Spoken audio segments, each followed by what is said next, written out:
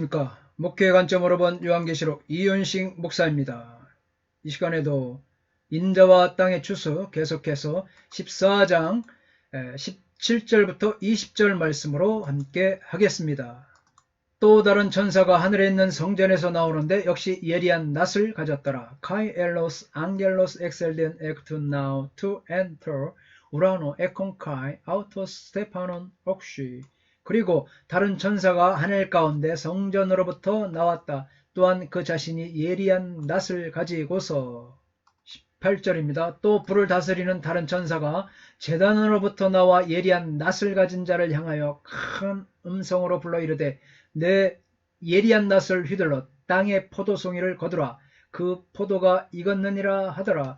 Kai allos angelos excelden ectu duciasterio ho econ exusian epitu pros kai eponessen ponem megale tor econti tor drepanon tor oxy regon pempson su tor drepanon tor oxy kai trekeson tus voturias tes amperlu tesgesoti ekmasan hai staphyulae autes.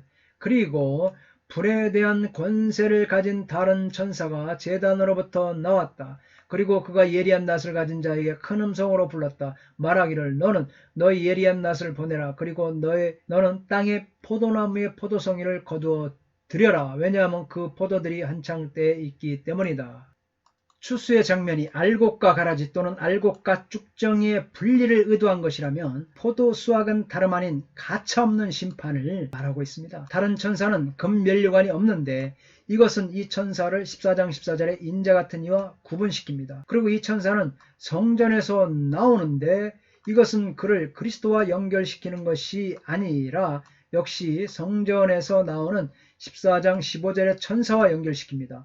이 천사는 그리스도와 같은 본래적인 권세를 갖고 오는 것이 아니라 파생적인 권세를 갖고 옵니다. 그렇죠. 그리스도와 같을 수가 절대 없는 거죠. 그리고 이 천사는 성전에서 나오기 때문에 하나님께서 받은 권세를 갖고 있습니다. 그러나 낫을 가지고 있고 그래서 두 번째 추수를 시작합니다. 이 천사에게 낫을 휘둘러 포도 추수를 하라고 부탁하는 또 다른 천사가 제단에서 나옵니다. 그 천사는 불을 다스리는 천사로 설명되었습니다. 그 불은 제단과 제단의 불과 관련이 있습니다. 불과 유황, 불 그리고 제단은 서로 공통된 개념의 고리를 형성합니다. 제단은 다른 곳에서 의인의 기도와 연결되었듯이 아마도 이 구절은 신실한 자들의 기도가 악한 자들에 대한 하나님의 심판을 가져오는데 결정적인 역할을 한다는 뜻으로 이해해야 할 것입니다. 불을 다스리는 천사가 낫을 가진 천사에게 포도를 거두라 이렇게 명령합니다. 곡식 추수와 포도송이 추수. 곡식은 성도를, 포도송이는 불경거하는 자들이 받을 형벌. 곡식은 성도를, 곡식은 성도를, 곡식은 성도를, 곡식은 성도를, 곡식은 의인들과 갖게 된다. 포도송이는 불신자를 향한 형벌의 추수다. 포도송이는 멸망받을 불신자다. 포도송이 전체의 불신자에 대한 심판이다. 포도송이는 불신자를 향한 심판이다. 포도송이는 악한 자를 향한 진노의 심판이다. 이렇게 학자들이 주장합니다. 곡식 추수와 포도송이 추수 견해를 보면 첫째, 두 환상 모두 동일한 그룹인 악인에 대한 심판을 다룬다. 둘째, 두 환상 모두 동일한 그룹인 교회의 순교를 통한 구원을 다룬다. 셋째, 곡식 추수는 신실한 성도와 반역한 불신자 모두 모으는 것이지만 포도송이 추수는 악인의 심판을 묘사한다. 넷째, 곡식 추수는 구원을 위한 교회의 모험을, 포도송이는 파멸을 위해 교회의 모험을 상징합니다. 할렐루야. 19절입니다. 천사가 낫을 땅에 휘둘러 땅의 포도를 거두어 하나님의 진노의 큰 포도주 틀에 던지매 카이 에발렌 호 앙겔로스 토 드레파논 아우투 에이스텐겐 카이 에투리게센 텐 암펠론 테스 예스카이 에발렌 에이스텐 레논 투 뉴무 투 데우톤 메간. 그리고 천사가 그의 낫을 땅으로 던졌다. 그리고 그가 땅에 포도나무를 거두어 들였다. 그리고 그가 하나님의 분노의 큰 포도즙 틀로 던졌다. 20절 성 밖에서 그 틀이 밟히니 틀에서 피가 나서 말 굴레까지 닿았고 1600 스타디온에 퍼졌더라. kai epadeter renos exodentes pleos kai exelden haima ectes renu akriton 칼리논 톤 휘폰 아포 스타디움 킬리온 헥사코시온. 그리고 포도주 틀이 도시 밖에서부터 짓밟혔다. 그리고 피가 포도즙 틀로부터 말들의 제갈까지 1600 스타디온으로부터 나왔다. 19절의 내용의 추수는 당연히 심판의 행위를 나타내고 있습니다. 또 20절은 이 심판이 얼마나 맹렬하게 집행되는지를 상징적으로 보여줍니다. 그러나 구약 성경에서 포도 추수는 기쁨의 축제였죠. 그런데 포도를 추수하는 상황에서 천사가 낫을 휘둘러 성 밖에서 포도송이를 거두어 즙을 짤 때 포도주 틀에서 흘러나온 것은 포도주가 아니라 피였죠. 축제의 포도주가 심판의 피로 바뀐 것은 축제가 심판을 동반한다는 사실을 보여줍니다. 성 밖은 우리 주님이 십자가에 못 박히신 곳이죠. 또 예수님의 증인들이 죽임을 당한 곳입니다. 이렇게 성경 구절에 포도원은 전통적으로 이스라엘을 가리켰습니다. 할렐루야. 그렇지 않습니까? 성밖은 하나님을 믿지 않는 사람들이 사는 장소를 성밖이죠. 심판이 성밖에서 이루어지는 것은 세상이 우리 주님과 주의 증인들에게 행한 것 그대로 하나님께서 그들에게 보응하려는 것 때문입니다. 포도주 세 개의 피가 성전에 있는 예루살렘 밖으로부터 말 굴레 대략 2m입니다. 높이로는 이제 1600 스타디온까지 퍼졌습니다.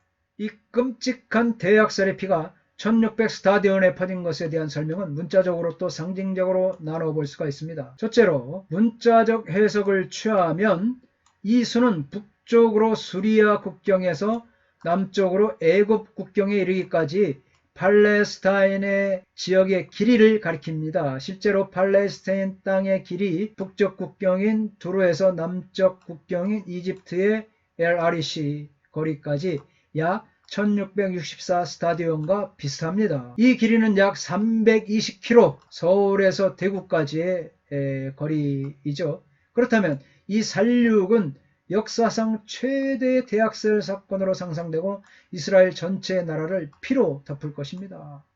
두 번째 상징적으로 해석한다면, 아까는 문자적이었다면 상징적으로 해석한다면 이 수는 4의 제곱 곱하기 10의 제곱, 1600 스타디온이죠. 약 300km. 4, 이 온 세상 곱하기 4 곱하기 10, 10은 완전 곱하기 10이죠. 제곱이니까. 즉 온 세상에 임할 심판이다. 이것과 같고 하나님의 심판의 완결성을 상징하거나 또 땅의 사방을 가리키는 것으로 온 세상에 이제 심판이 행해질 것이다. 그 뜻입니다. 1600 스타디온, 끝날에 하나님의 형벌이 온 천하의 악인들에게 영원토록 임할 것을 상징한다. 세상적 만수로 더할 수 없는 형벌을 상징하며 전 세계적으로 그 형벌이 미칠 것을 의미합니다. 4 곱하기 4, 또 10 곱하기 10에서 나온 수이며 4를 제곱함으로 온 천하를 의미하고 10을 제곱한 100은 영원을 상징한다. 4 곱하기 4, 10 곱하기 10에서 나온 수로 악인에 대해 세밀하고 완전한 심판을 상징한다. 예루살렘으로부터 200마일 이내에 있는 전역이 대학살의 중심이 될 것을 상징한다. 절전 하나님의 심판으로 악과 하나님의 통치에 대한 적대행위의 흔적을 완전히 제거할 것이라는 사실을 보여준다. 이처럼 학자들이 견해를 밝히고 있습니다. 피에 떨어지는 범위가 말굴레까지 닿은 것은 19장 11절로 21절의 전쟁의 상황을 연상하게 합니다. 특별히 백마 타고 오시는 메시아 예수님의 옷에 피가 묻어있는 것을 생각하게 합니다. 1600 스타디온은 4 곱하기 4 곱하기 10 곱하기 15로 분해할 수가 있는데 이것은 넷이라는 숫자 둘과 또 10의 숫자 둘로서 구성되며 넷이라는 숫자는 세상 전체를 의미하는 우주적 숫자로 요한계시록에서 사용되고 또 10이라는 숫자는 왕들과 관련해서 사용되고 있습니다. 그렇다면 이 숫자의 사용을 통해서 심판의 대상이 온 세상 왕들을 가리키고 있음을 암시하려는 목적을 갖습니다. 14장 14절부터 16절에서 곡식의 추수는 한 번의 과정이지만 14장 19에서 20절에서는 심판이 포도를 추수하고 그 포도를 포도주 틀에 던져 두 개의 과정을 거쳐 이루어집니다.